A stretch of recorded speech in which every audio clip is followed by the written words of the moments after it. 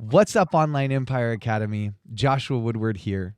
Today we have on Mike Hadad, and he's got this crazy idea and has developed this crazy business that a lot of us have probably thought about doing, but haven't taken it to the next step. But first, I want Mike to just kind of talk us through his story and how he got started. So, Mike, how you doing? Hey, Joshua. Thanks for having me. Absolutely.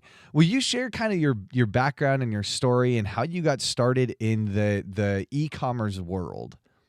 Sure. I was in the application software business for about 20 years, and kind of had an opportunity to look into doing some things on my own. The software company I was with was closing down, and I really didn't have a lot of passion for going to get another job. I found out about this concept of selling things on eBay for other people, and bought into a franchise network called I sold it on eBay. And that's how it all started. I had never sold anything on eBay in my life, but had after a lot of research, thought it really was set up to fill an unmet need with people who just had a lot of stuff, people, businesses, fundraisers, and didn't really want to tangle with online selling themselves. And we've been here for about 10 years now, and we've stayed busy. I love it. See, and some of you may have heard of I sold it, but one of the things Mike's done is he's gone and made it his own. Being a part of franchise, obviously you have the pieces that they hand you, but then you've got to develop and structure it the way that you best see it fit. So first off, will you explain the idea and philosophy of I sold it? Sure. It's, one of the taglines is the easy way to sell online. So the whole, I guess, premise behind the business model is we take the time that you don't want to take as an owner of the products. We hopefully, if we're doing our jobs right, get you more money for the items than you get yourself, because we have the expertise to know how to sell online. And thirdly, we will reduce a lot of the risk, and that risk is really been increasing over the years in terms of online fraud, dealing with post sale issues, and shipping to other countries and so on. So we're there to save you time, get you more money, and reduce your risk. And that's the whole premise behind it. It's an easy, the seller just basically brings their items, and then they can sit back and they get an email with a link to the posting. They can sit back and keep an eye on their items online. It's a very visible process. And when we use the auction format, a lot of our sellers really enjoy watching the bidding activity, and right up to the last second of the bid. So how does this work? I'm a huge eBay fan, but Amazon is such a massive marketplace. How have you found that Amazon has affected your business and people wanting to sell on that platform rather than eBay? Well, it's interesting, Josh. The We have actually broadened our marketplaces, and we consider ourselves really e-commerce experts. Huh. We do a lot on eBay, but we also do quite a bit on Amazon. The idea is we'd like to put the item that someone brings us on the best platform possible, and so that it sells for the highest. Amazon is also a great marketplace. It's a different marketplace. It's, as you know, it's fixed price. There's no auctions. But sometimes we get these, inbox electronics or new inbox cameras into the store, and we might decide, what, this might get a little bit more money on Amazon, and we're glad to do that. So we also have a professional seller's account set up with Amazon. Very cool. So how does this is one of the things I've done this for a while with posting on Craigslist. I'll post on Craigslist, hey, you don't have to have a garage sale. Come sell your stuff to me. The problem with that is I get a lot of junk, and I have to kind of sort through, and a lot of people are bummed because I can't grab everything. But what I do is I have a truck, so I'll just fill up the back of my truck with all of their stuff, and kind of pay them a flat fee. and then work from there. But it sounds like this model, you're getting a little bit more high quality stuff. How does this work? Do people get in contact with you? Do you get in contact with them? How do you reach out to people? Well, we have a store here in just outside of Washington, D.C. We have about 1,800 square feet, front counters with three computers to doing research when people bring items in. Huh. So we are advertising and promoting the business to try to get people to come to us. Huh. And they bring things in. Usually they'll call first or they'll get on the website to see how things work. And sure, a lot of times when they first bring things in, they may have some things that are more garage sale types of things. We're generally glad to do the work on anything that we think can get more than $50. So we Okay. have a $50 value minimum. We actually have a $100 value minimum for large items. So if you bring us a bicycle, we're looking for bikes that would sell for $100 and up. And the first time people load their car up and bring things in, we might be gently turning down a percentage of their items. But once they kind of understand how the process works and what kinds of things do well on eBay, the next time they come, oftentimes we're accepting a higher and higher percentage of their items. I love the model. I love the idea because it's instead of you going out to thrift stores or you going out to, all these different places, garage sales, you now have the garage sales coming to you. You have these people reaching out to you. Why is there help me understand the $50 minimum? Well, what we learned, and when we opened the store up 10 years ago, our minimum was $30. And then we raised it to 40, and we raised it to 50, and we've kind of held there. But what we've learned is that there's a fair amount of work that goes into really doing a good professional job at getting items posted online. It's, the research, the photography, writing up the ad copy. It's dealing with questions from buyers as they come in, Hmm. collecting the payment, packing and shipping. And for us, it's generally not worth it for us to invest that amount of time into an item that would sell at a low level. Hmm. And also the seller doesn't get much money out of it either. So the $50 and up, I'm not sure we make a lot of money on a $50 sale, but it seems to be a decent value minimum that works for both us and the sellers. If you don't mind me asking, what is the percentage you're usually taking on that? We would take 35% of the amounts up to $400. Okay. And then for higher value items, the percentage drops to 25%. And then for super high end items, we added about 4 years ago a 15% category for things that sell for over $4,000. Okay. So we've tried to incent people to think of these online e-commerce marketplaces like eBay as not just a place to sell your iPhone or your $100 collectible, but also can be an outstanding international market for very high end things. So we get those in every month. That's interesting. One of the questions I had when I was kind of looking through all your stuff is the marketplace I've been so scared to get into is art, just with the authenticating process and all of that. Have you guys done any of that processing? Yeah, we do. We do a fair amount of art.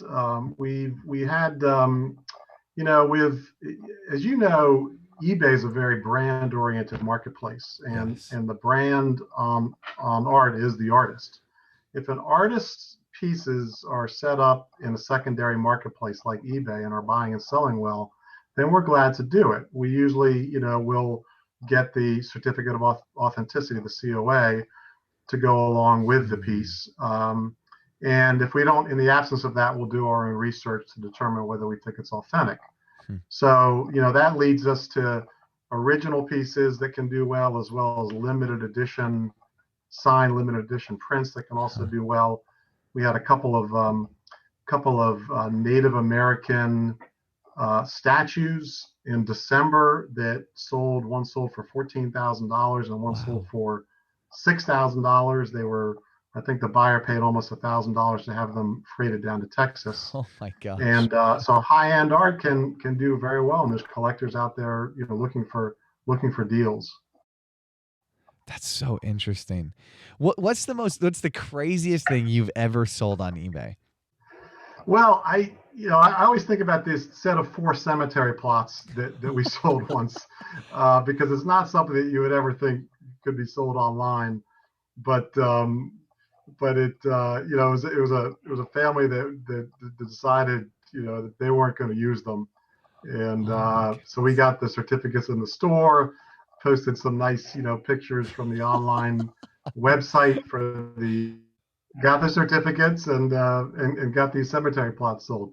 We Another what I consider to be a kind of an unusual item was we got a very rare porcelain chess set from a Hmm. company, a maker that was only around during World War II in Germany, Wow. called Alec, and they mostly made animal figurines. I think they made 5 or 6 chess sets ever, and one of them walked in our store, and we used a $10 start price auction on eBay, and it sold for about $18,000 and shipped to a buyer in Spain. Wow. Oh my goodness. And I love that you guys are taking advantage of the global market. I think that that's sometimes as we get started, some of the younger eBay sellers forget that this is a global marketplace. It's not just the United States. One of the questions that I had is when I was working with a bigger eBay team, we had people designated to specific areas, and it took a team to do this. What does your team look like to handle such a big business?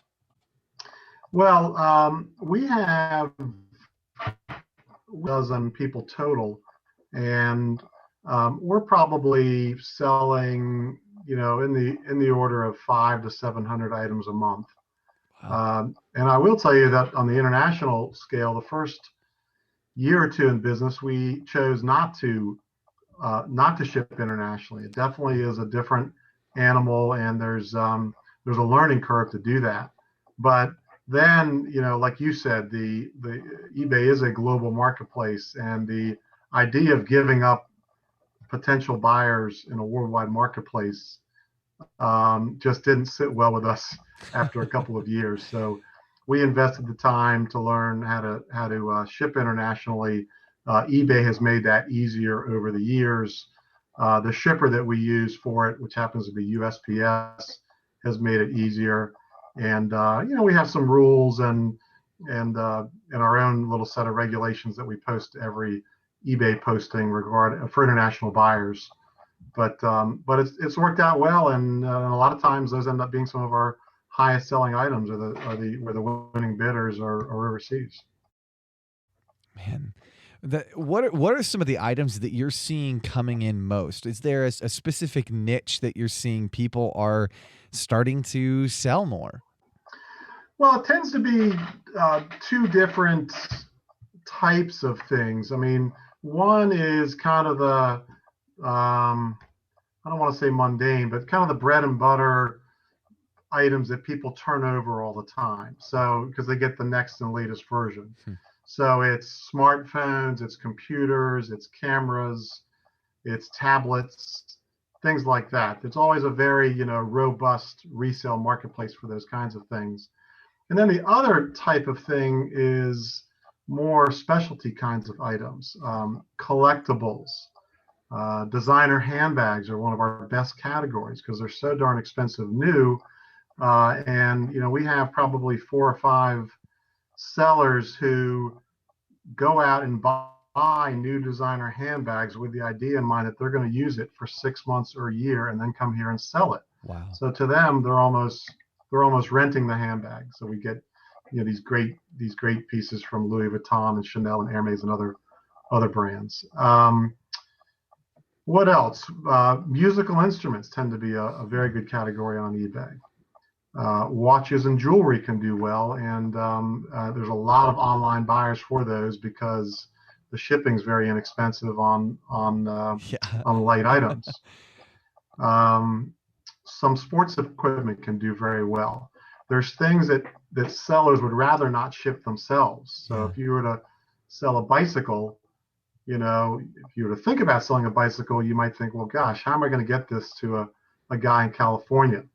And that bike might come to us just because of the barrier to doing that, and we Yeah. ship bicycles all the time. Huh. That's me and my dad started. For the listeners, you know this, but we started a bicycle company restoring vintage Schwinn's, and so the learning curve of my dad knew how to pack bike boxes, but that was something so new to me, and so I there's some logistics with that. One question, you said musical instruments. How in the world do you ship a guitar? That is such a like a hard one for me, and I need help. Well, we buy some pretty expensive guitar boxes from our Mm. box supplier, uh, and we loosen the strings up. We love it when they come in their own hard case because we know that they'll ship a little bit safer. But if there is no hard case, if it's just a gig bag, for example, or no case at all, we'll Mhm. just get it packed up real well in bubble wrap and make sure there's plenty of packing paper around the bubble wrap and ship it on out. Loosen those strings though, because there's a lot of tension on the strings, and you don't want that traveling through the shipper's network. That's good to know. The only other thing that I was afraid of is where I live is really hot, and so sometimes wood will obviously warp based on where you're at. And so I'm thinking, if it's coming from 115 degrees and then going on an airplane somewhere, the temperature difference quite different. Have you ever had problems with whether it's a musical instrument or anything breaking or cracking on the way over? Well, I can't think of a situation where we had issues with um, with heat related damage, but yeah, every once in a while items do get busted up in shipping. And really, that's another reason why I think sellers bring us things, because when an item gets broken in shipping, our seller will never even hear about it. Hmm. So then we're gonna deal with the shipper and the insurance claim and doing all that. And the fact of the matter is, the shippers are pretty rough on items. We tend to overpack things because we absolutely hate doing insurance claims. Yeah. But even with that, there's going to be the occasional breakage, and then we've got to go through the process of recovering the money. How do you respond? Like, what does your correspondence with the buyer look like? Do you guys pack letters into your boxes? What do you do for them? Well, there's certain things built into the e-commerce marketplaces where they'll get these auto-generated messages and emails through the buying and payment process and the shipping process. Mhm. We will also make sure to put in a packing slip. We've also been including a little half-page size color sheet that thanks them, um, asks them to leave positive feedback if they're so inclined, or to contact us if there's any issue. And we put my name on that and the store manager's name on that, just so we can, potentially get those phone calls or direct messages in if there's any problems, because the business is all about customer service. That was going to be my next question is do you say anything about feedback? Because it's kind of a gray area in my mind of like, do you ask for it or do you just kind of allow it to happen? And so it sounds like you guys will say something about feedback. Yeah, and we try to be not too overtly blatant about you know, we need your feedback, or please leave us positive feedback. But so the wording is a little bit subtle, but in part we do it as just a reminder to leave feedback. And we get feedback for about half of our transactions, which I think is fairly good. Some people choose not to leave feedback. Yeah. And I mean, it's 700 items. That's pretty good. That's a lot of feedback. Yeah, when we opened the store 10 years ago, we started with zero feedback on eBay, and now we're approaching 34,000. So. Wow. That is quite a bit. What is the one thing that you're looking forward to in this year? What are some of the things that you guys are pushing into that you're excited about? Well, a couple of different things. It's we've got some we've got some buyback programs that are going on now for things that don't lend themselves to the e-consignment model. Hmm. So we are now buying uh, video games to the popular game systems, DVD and Blu-ray movies, recent edition textbooks, and we tend to use Amazon as a sales channel for those. Hmm. We're also just starting a gift card buyback program. Huh. Based on our research, we're seeing that there's a lot of people that get gift cards would rather not use them, would rather get the cash Yeah. instead. So we're piloting a program with a partner that is kind of like an eBay for gift cards, and we're hoping to roll that out in the next couple of weeks. It's just another reason for people to come into the store. And with all these things, we started an automobile listing service a few years back. With all these things, once someone comes in for one thing, they tend to develop into customers for our core business too. Huh. Man, I love it. I think that's so interesting. It's got my gears turning. For the new sellers who are going out to garage sales every weekend, who are going to thrift stores, what would you suggest to them? Really, just if you're going to use eBay or Amazon, just focus on the brand. Hmm. They're both very brand oriented. There are some sites out there like Etsy that have cropped up for more of the handmade or the no name things. We choose not to deal in that type of market, but just keep in mind that eBay has 80 or 90 million items on it at any given time. People don't buy the items on browsing through hundreds or thousands of pictures. They are putting in a keyword which usually involves that brand name, and that's how they're finding the item. They've already decided to buy that kind of an item, then they're just looking to see if they can find it on a place like eBay. And also, just to be very careful about condition. You get electronics from a garage sale or a flea market.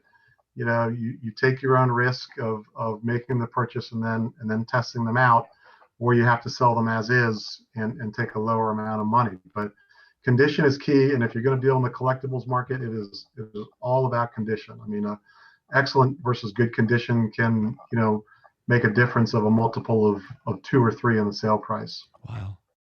Wow. Well, so much good information in here. You've got my gears turning. Thank you so much for coming on. What's the best place for people to find you? Well, they're welcome to call us. We're at 301-990-2040.